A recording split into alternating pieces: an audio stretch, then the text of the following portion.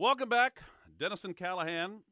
Hold on, callers. We're putting someone to the head of the class, as it were. We apologize. All the callers have been waiting patiently to talk with us about this hot button issue. We're not getting on our knees and begging. We're just going to apologize. Just going to apologize. We're not going to beg for forgiveness. We'll talk to you callers after 9 o'clock. But for now, joining us on the phone lines is Sergeant Jim Cowley, Cambridge PD. Good morning, Sergeant Cowley. How are you? I'm well. How are you? We're doing fine. Off the top, I guess I need to ask you, we're not going to do this chronologically. We're going to work back from last night. What was your reaction when you heard the leader of the free world last night at the end of his press conference say the Cambridge Police Department acted stupidly and Gates' arrest in his home is a reminder that racism still haunts us? What did you think about that, Jim? Well, of course, he's the President of the United States, and I support the President to a point, I guess. I think it's disappointing that he waded into what should be a local issue and something that is really that plays out here. As he himself said at the beginning of that press conference, he didn't know all the facts. Mm-hmm. He certainly doesn't based on those comments. I just think it was very disappointing. I'd like to confirm what Professor Gates described as the beginning of the two of you coming together on the porch of his home in Cambridge. He said he turned around to see an officer coming on the porch. He said, "May I help you, officer?" And then he said, you said, "Would you please step outside?" He refused. He said you asked him a second question, which he refused to answer. Is that accurate? And can you give us some details about the tone and tenor of the beginning of this conversation? Did you rush up onto the porch and confront him? What was the tone and tenor of your first couple of sentences with Professor Gates? Well, you know, I want to be careful not to be too specific and also not to cause any more problems for the city of Cambridge or the Cambridge Police Department. I understand. However, I will say that, you know, when I first encountered the professor, I really wasn't sure exactly what I was dealing with. If you look at the crime stats for that particular neighborhood or any given neighborhood in the city of Cambridge, they have experienced house breaks at that time of day, and the callers or the witnesses' statement to me was plausible. I mean, witnesses are inherently reliable. I mean, victims and witnesses, and she was right there, and she told me what she saw. The reason I asked the professor to come outside was not, as some would suggest, because I knew I couldn't arrest him in his house. I didn't know who he was. I was by myself. I was the only police officer standing there, and I got a report that there was people breaking into a house. That was for my safety, because first and foremost, I have to go home at night. I have 3 beautiful children and a wife who depend on me. So I had no other motive other than to ensure my safety, because this gentleman could either have been one of the people that were breaking in, or he could have been the homeowner who was unaware that there were people in his house unauthorized. I just didn't know. Well, Professor Gates, as you know, Jim, wants you to apologize, not just apologize, beg for forgiveness. Is that apology coming anytime soon? As I said yesterday when I was cornered in my backyard by the media, that apology will never come. It won't come from me as Jim Cowley, and it won't come from me as a sergeant in the Cambridge Police Department. Whatever anybody else chooses to do in the name of the city of Cambridge or the Cambridge Police Department is beyond my control, and I don't worry about that. I know what I did was right. I have nothing to apologize for.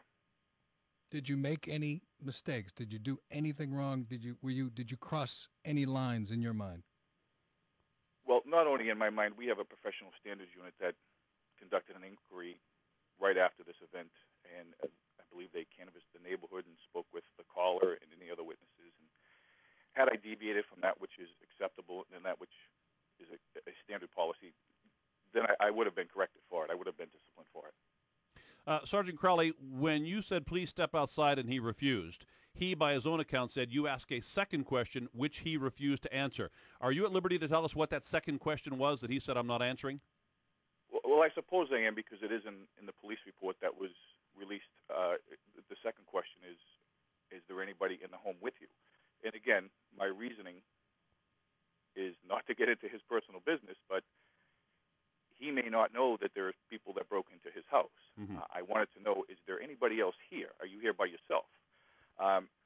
And again, outward appearances, when I first laid eyes on the professor, to me, in my mind, I'm thinking, he doesn't look like somebody that would break into a house. I wasn't certain, but his responses to my routine inquiries about could you step outside and talk to me for my safety, and my inquiry about is there anybody else in the residence.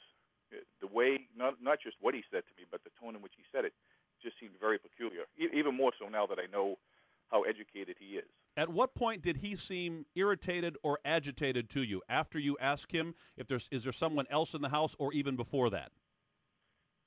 From the time he opened the door, it seemed that he was very upset. He was very put off that I was there in the first place, which was peculiar to me. At what point chronologically did he say, "I'm the homeowner, I'm Harvard Professor Gates"? Well, I believe it was at some point before he picked up a cordless phone in the house, and he was dialing a number. I don't know who he was speaking to on the other end, asking who the chief was. That he could have been calling the Cambridge police, the Harvard police. I'm not really sure who he was speaking to. He said, "I live here," and when I asked for ID to verify that, because I'd be irresponsible if I didn't. Sure. I'd just take somebody's word for that. He asked for my ID, which I was reaching for. I always keep it in my right-hand pocket, and I thought, well, that's not an ordinary request since I'm standing in full uniform, standing in front of him. But if that's all the guy needs to comply with my reasonable request, I'll show it to him. But he walked into his kitchen and did supply me with a Harvard University ID, not a driver's license that had his stated address. That would have been helpful. But that wasn't provided. I just had a Harvard University identification card, which is the card that I was transmitting on the radio, his name, just so we had a record of who was in the house. Why did you arrest him, Jim? He was arrested after following me outside of the house, continuing the tirade even after being warned multiple times, probably a few more times than the average person would have gotten. How many times? I believe, he was cautioned in the house, meaning, calm down, lower your voice. Once we got outside in front of the general public and the police officers were assembled there, 2 warnings. The second warning was with me holding a set of handcuffs in my hand, and it's something I really didn't want to do, but the professor at any point in time could have brought that. He could have resolved the issue by quieting down and or going back in his house. Is it heartening to know that he hasn't disputed anything, essentially, in the police report? I mean, even the comment that you recorded when he said, your mama's outside, and don't you know who I am, or don't you know who you're messing with? Despite the fact that he'll talk to anybody and everyone and defend in defense of himself, he hasn't disputed this language, which is obviously confrontational, which no normal person would use to an officer who showed up at this scene of a potential break-in. Well, there are so many things in this incident that just keep me scratching my head, wondering how somebody. And as I said, I apologize that I just was not aware of who Professor Gates was. And when I read the name off the card, it wasn't like I said, "Oh, now that's Professor Gates." I'm still just amazed that somebody of his level of intelligence could stoop to such a level and, berate me, accuse me of being a racist or racial profiling, and then speaking about my mother. It's just beyond words. We're talking with Sergeant Jim Cowley from the Cambridge Police Department. And Sergeant Cowley, I'm wondering, were you cognizant, were you aware of your training in these volatile situations? At what point did that kick in where you said, this is what we've been taught, this is what I've taught in some of our classes, I need to handle this in a particular manner because clearly this is getting to a sensitive nature? Well, I think I'm cognizant and rely on my training on every call I go to, and most of my interactions with the public don't end the way this incident ended. I think from the start I was trying to do what I had to do to protect myself, to keep myself safe while responding to a serious call of a break in progress.